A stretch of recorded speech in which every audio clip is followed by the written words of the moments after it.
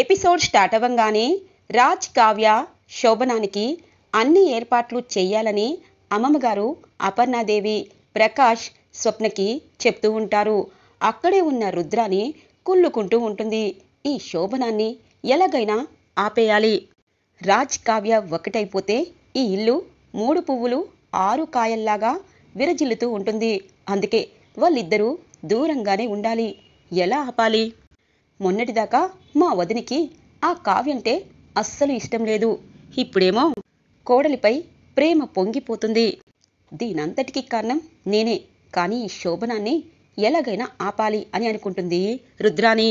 రుద్రాని, నువ్వు చేసే పనేమీ లేదు గాని వెళ్ళి నిద్రపో అని అంటారు ఇందిరాదేవి. అలా అంటావేంటమ్మా?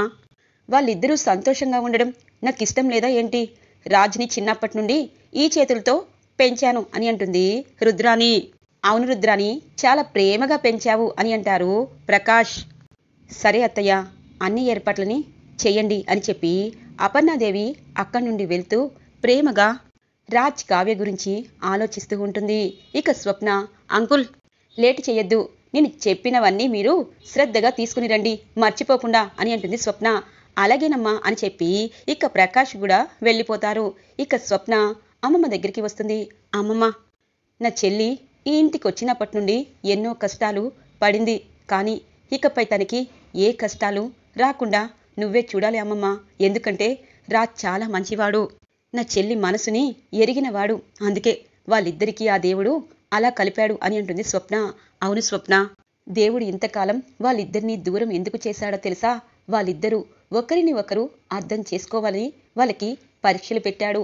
ఆ పరీక్షల్లో ఇద్దరూ నెగ్గారు అని అంటారు అమ్మమ్మగారు. ఇది ఇలా ఉండగా కళ్యాణ్ కోపంతో రగిలిపోతూ ఉంటారు. అనామిక, ఎంతకి తెగించావు? నన్ను, నీ అప్పుని హోటల్ రూంలో బంధించి మీడియాకి ఫోన్ చేసి చెప్పింది నువ్వా? ఒక ఆడపిల్ల జీవితాన్ని ఇంతగా నాశనం చేసిన నువ్వు నాకు భార్యగా అవసరం లేదు. ఇప్పుడే అందరి ముందు నీ నిజస్వరూపం రప్పిస్తాను. నువ్వేంటి అన్నది మా ఇంట్లో వాళ్ళందరికీ ఖచ్చితంగా తెలియజేస్తాను అని అనుకుంటారు కళ్యాణ్. రాజ్, కావ్యకి తెలియకుండా ఇక శోభనానికి అన్ని ఏర్పాట్లని వాళ్ళ రూంలో చేస్తూ ఉంటుంది స్వప్న, అలాగే ప్రకాష్. ఇంతలో అపర్ణాదేవి వస్తుంది. ఆంటీ, మీ మనసులో మా కావ్య కోడలిగా అంగీకరించారు. పైకెందుకంటీ కోపంగా ఉంటారు? ఎందుకంటే మా కావ్య మా ఇంటి కోసం పెళ్లి కానప్పుడు కష్టపడింది. ఇప్పుడు పెళ్ళయ్యాక అత్తింటి కోసం కష్టపడింది. అలాంటి కోడలు ఎంతమందికి ఉంటుంది అని అంటుంది స్వప్న. అవును స్వప్న, నా కొడుకు, నా కోడలు ప్రశాంతంగా ఉండాలి, ఆనందంగా ఉండాలి, సుఖంగా ఉండాలి. వాళ్ళిద్దరూ సంతోషంగా ఉంటే అదే నాకు సంతోషం అని చెప్పి ఇక అక్కడి అట్టిపళ్ళకి సాంబ్రాణి పుల్లలు వెలిగిస్తూ హ్యాపీగా ఫీల్ అవుతుంది. ఆంటీ, ఇప్పుడు నాకు సంతోషంగా ఉంది. రండి రండి, వాళ్ళిద్దరికీ తెలిస్తే తిక్కలోల్లాగా ఆపేస్తారు. మీరు రండి అంకుల్, మీరు కూడా రండి అని చెప్పి స్వప్న వాళ్ళిద్దరినీ బయటికి తీసుకొస్తూ ఉంటుంది. వాళ్ళు అలా వెళ్ళగానే రుద్రాని ఆ రూమ్ దగ్గరికి వస్తుంది. కరెక్ట్గా స్వప్న రుద్రాని దగ్గరికి వస్తుంది. అత్త, నీ గురించి నాకు పూర్తిగా తెలుసు. ఈ రూమ్కి నా దగ్గర పెట్టుకున్నాను అని అంటుంది స్వప్న. ఇది ఇలా ఉండగా అందరూ ఇక నైట్ భోజనాలకి డైనింగ్ టేబుల్ దగ్గరికి వస్తూ ఉంటారు. అమ్మా, త్వరగా భోజనాలు పూర్తి చేయాలా? ఇంకా కళ్యాణ్ రాలేదు కదా అని అంటుంది రుద్రాని. అవును రుద్రాని, కళ్యాణ్ రాలేదు. అనామిక కళ్యాణ్ వచ్చాక వడ్డిస్తుందిలే, నువ్వేమీ కంగారు పడద్దు అని అంటుంది ధాన్యలక్ష్మి.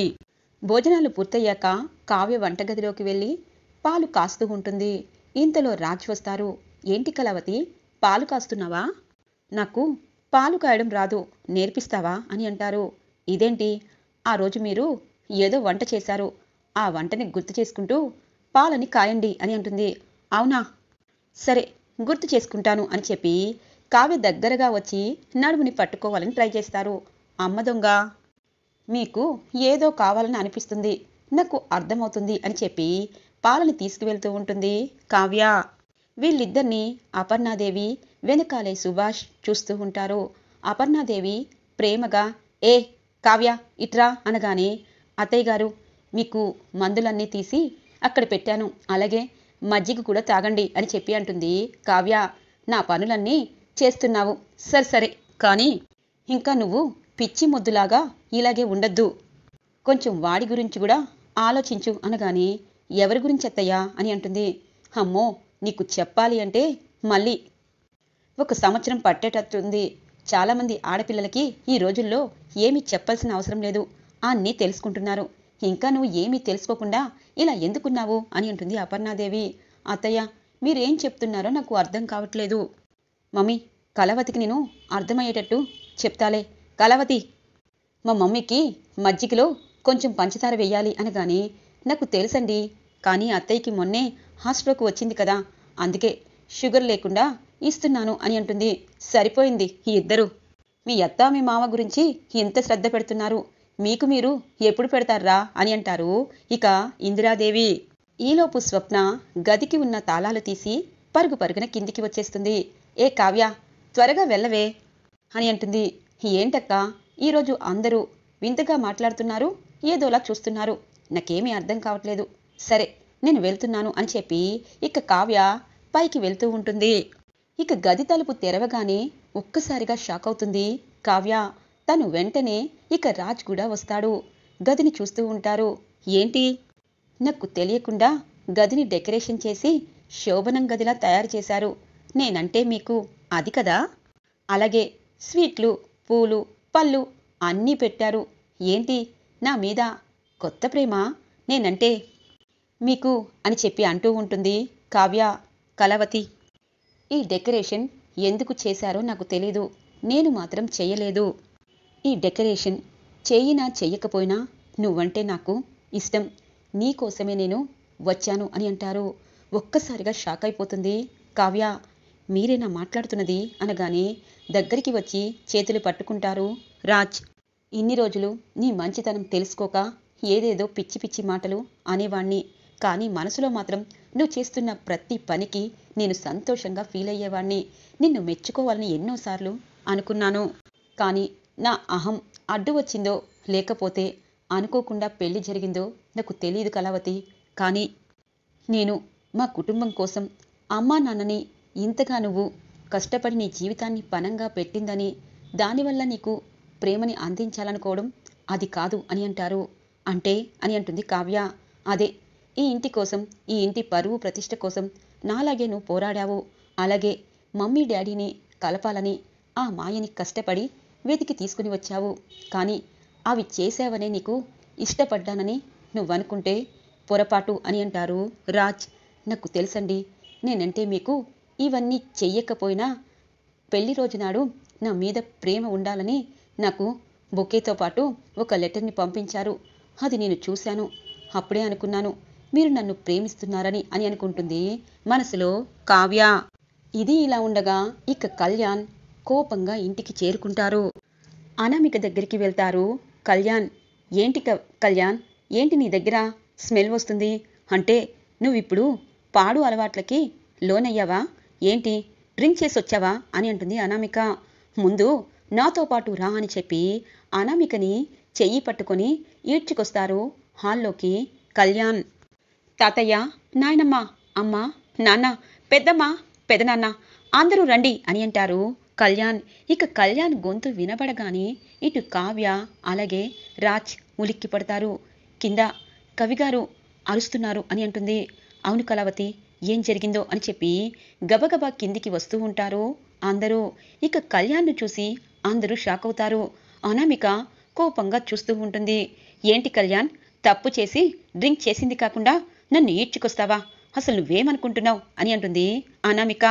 నీ చెంప పగలగొట్టాలని అనుకుంటున్నాను, కానీ కొట్టాలంటే నా చేతికి అసహ్యంగా అనిపిస్తుంది అని అంటారు కళ్యాణ్. కళ్యాణ్, ఆవేశమేంటి? కోడల్ని అందరి ముందు కొడతాను అంటున్నావు ఏంటి అని అంటారు ఇందిరాదేవి. కళ్యాణ్, ఏంట్రా ఈ పాడలవాటేంటి? నువ్వు మందు తాగొస్తావా అని అంటుంది ధాన్యలక్ష్మి. అవును, ఈ అనామికని ప్రేమించి పెళ్లి చేసుకుని తప్పు చేశాను. ఇప్పుడు ఆ తప్పుని సరిదిద్దుకుంటాను. ఈ అనామిక ఆడది కాదు, ఒక శాడిస్ట్. నన్ను ప్రేమిస్తున్నట్టు నటించి అటు అప్పు నాతో మంచి ఫ్రెండ్గా ఉంటుందని తెలిసి కూడా అప్పుపై నిందలు వేయడానికి ఎంతగా బరితెగించిందో అందరూ చూడండి అని చెప్పి అప్పుతో అనామిక మాట్లాడిన మాటలన్నీ వీడియో చేసి అందరికీ చూపిస్తారు కళ్యాణ్. ఏ అప్పు నిన్ను కళ్యాణ్ని కావాలనే హోటల్ రూమ్లో బుక్ చేసి ఇక మీడియా మొత్తం వచ్చేటట్టు నేనే చేశాను. ఇంకొక్కసారి నా మొగుడుతో నువ్వు తిరిగావంటే అని చెప్పిన వీడియో అందరూ చూస్తారు. ఒక్కసారిగా షాక్ అయిపోతారు దుగ్గిరాల ఫ్యామిలీ అంతా. ఇప్పుడు చెప్పండి, ఇప్పుడు చెప్పండి, ఎవరు ఎవరు ఇలా చేశారు? ఒక ఆడపిల్ల జీవితం నాశనం చేయడానికి ఈ ఆడది ఎంతటికైనా బరి తెగిస్తుందని అర్థమైపోయింది. అటు అప్పుని, కనకమాంటి అంకుల్ని ఎంతగా ఇబ్బంది పెట్టిందో తెలుసా? బస్తీ వాళ్ళు వచ్చి అప్పుని నీచంగా మాట్లాడుతున్నారు. వాళ్ళ కుటుంబం తట్టుకోలేకపోతుంది. ఇప్పుడు ఈ అనామికని ఏం చెయ్యాలి? ఎలా బుద్ధి చెప్పాలి? ఇంకా ఈ అనామికకి విడాకులు ఇవ్వకుండా ఈ ఇంట్లోనే ఉంచుకోమని చెప్పినా తాతయ్య నాయనమ్మ ఏం సమాధానం చెప్తారు అని అంటారు కళ్యాణ్. ఇక రాజ్ కావ్య ఒక్కసారిగా ఉలిక్కి పడతారు. అనుకున్నాను, ఈ పనికిమాలిన అనామిక ఏదైనా చేస్తుంది. నీకు ఎంత ధైర్యమే? నా చెల్లి మగరాయిల్లాగా మా ఇంటిని అలాగే మమ్మల్ని కాపాడుతూ ఉంది. తనని ఇలా దరిద్రంగా చండాలంగా ప్రొజెక్ట్ చేయాలనుకున్నా నీకు ఎంత ధైర్యం అని అంటుంది స్వప్న. ఆగు స్వప్న, అనామిక ఎందుకు ఎందుకు ఇంతగా దిగజారావు అని అంటుంది ధాన్యలక్ష్మి. వదిన, వాళ్ళిద్దరి గురించి నిజం తెలుసుకొని వాళ్ళిద్దరినీ విడగొట్టాలని ఇలా ప్లాన్ వేసిందేమో అని అంటుంది రుద్రాణి. ఆపండి రుద్రాణి గారు, మీరింకా మాట్లాడి మీ పరువుని ఇంకా కిందికి దిగజార్చుకోవద్దు అని అంటుంది కావ్య. నీకు ఎన్నోసార్లు చెప్పాను, కళ్యాణ్ని చక్కగా చూసుకో, నీకు నేను అండగా ఉన్నానని. కానీ నువ్వు మాత్రం దేనికోసమో ఆశించి ఈ ఇంటికి వచ్చినట్టున్నావు. చెప్పు అనామిక, ఎందుకు ఇంతగా దిగజారిపోయావు? ఒక ఆడపిల్ల భవిష్యత్తునే నాశనం చేయాలని ఎందుకు అనుకుంటున్నావు అని అంటుంది ధాన్యలక్ష్మి. నానమ్మ, తాతయ్య, మీ కాళ్ళు పట్టుకుని వేడుకుంటాను, ఈ అనామిక నాకు వద్దు. ఈ అనామికకి విడాకులు ఇస్తాను. ప్రశాంతంగా ఏకాకిగా బ్రతుకుతాను. నన్ను బ్రతకనివ్వండి అని అంటారు కళ్యాణ్. కళ్యాణ్ అది అనగానే, చూడు అనామిక, తెగేదాకా తీసుకువచ్చావు. పదే పదే కవిగారి మనసుని గాయపరిచావు. నా చెల్లి అప్పుని బయటికి లాగావు. అందుకే నీకు ఈ దుస్థితి పట్టింది. కవిగారు, ప్రశాంతంగా ఉండండి, ఈ సమస్యకి పరిష్కారం ఖచ్చితంగా దొరుకుతుంది అని అంటుంది కావ్య.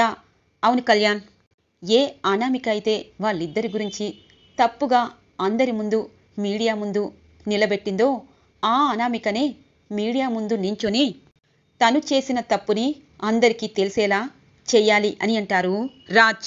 ఏ అప్పు గురించి చెడుగా ఇలా అందరికీ ప్రచారం చేసిందో ఆ అప్పు కాలే పట్టుకోవాలి అని అంటారు రాజ్. చేసిన తప్పుకి పశ్చాత్తాపపడుతూ ఇకపై ఇలాంటివి చెయ్యకూడదని అందరి ముందు ప్రమాణం చెయ్యాలి అని అంటారు రాజ్. రాజ్ మాటలకి అందరూ అలాగే చూస్తూ ఉంటారు. అవును, ఒక ఆడపిల్ల జీవితాన్ని నాశనం చేయాలనుకున్న అనామికకి తగిన శిక్ష వెయ్యాలి. రేపు మీడియా సమావేశం ఖచ్చితంగా పరుస్తాను. అక్కడ అనామిక చేసిన తప్పులన్నీ ఒప్పుకోవాలి. అప్పుడే తనకి ఈ ఇంట్లో చోటుంటుంది. కళ్యాణ్, భార్య తప్పు చేస్తుంది, అలాగే ఆ తప్పుని సరిదిద్దుకోవాలి. విడాకులు ఇస్తానని ఎప్పుడు అనకూడదు. రేపు అనామిక మీడియా ముందు అప్పుని క్షమాపణ అడిగి అసలు మొత్తం చెప్పాలి అని అంటారు రాజ్. అవును, రాజ్ చెప్పింది 100% కరెక్ట్. అనామిక అప్పు జీవితంతో పదే పదే ఆడుకుంటుంది. ఇక రేపు ప్రెస్ వాళ్ళతో అనామిక అన్ని నిజాలు చెప్తేనే కళ్యాణ్ మాటకి మేము వ్యతిరేకంగా ఉంటాము. లేకపోతే కళ్యాణ్ చెప్పింది చెప్పినట్టే చేస్తాము. పదబావా అని చెప్పి ఇక వెళ్ళిపోతారు అమ్మమ్మగారు, తాతగారు. ఇక అందరూ ఎవరి రూముల్లోకి వాళ్ళు వెళ్తారు. ఇక ఒక్క అనామిక మాత్రమే మిగిలి ఉంటుంది. చూడు, నువ్వు ప్రెస్ ముందు చెప్పినా నిన్ను భార్యగా అంగీకరించాలంటే ఎప్పటికీ అది కుదరదు అని చెప్పి ఇక వెళ్ళిపోతారు ఇక కళ్యాణ్. ఇక రాజ్, కావ్య అనామిక వైపు చూస్తూ పైకి వెళ్ళిపోతారు. అసలు ఏం జరుగుతుంది ఇంట్లో? అసలు అనామిక ఏం కోరుకుంటుంది అని అంటారు ఇక కావ్య. చూడు కళావతి, పోయిన చోటే వెతుక్కోమని చెప్పారు. అందుకే తను చేసిన తప్పుని తనతోనే చెప్పించి తన్ని క్షమాపణ అడగమని చెప్పాను. ఇంతకంటే అప్పుకి ఎలా న్యాయం చేయాలో నాకు అర్థం కాలేదు అనగానే ఒక్కసారిగా రాజ్ని కౌగిలించుకుంటుంది. నిజంగా ఒక ఆడపిల్లకి అన్యాయం జరిగినా ఆ అన్యాయానికి సరైన శిక్ష వేశారు. మీలాంటి భర్త ఎంతమంది ఆడవాళ్ళకి దొరుకుతారు అని చెప్పి రాజుని హత్తుకుంటుంది. ఇక రాజ్ కూడా తనని ప్రేమగా హత్తుకుంటారు. ఈరోజు ఎపిసోడ్ ఇలా ఇంట్రెస్టింగ్గా ఎండ్ అవుతుంది ఫ్రెండ్స్. రాబోయే ఎపిసోడ్స్ కోసం మా ఛానల్ని సబ్స్క్రైబ్ చేసుకోండి.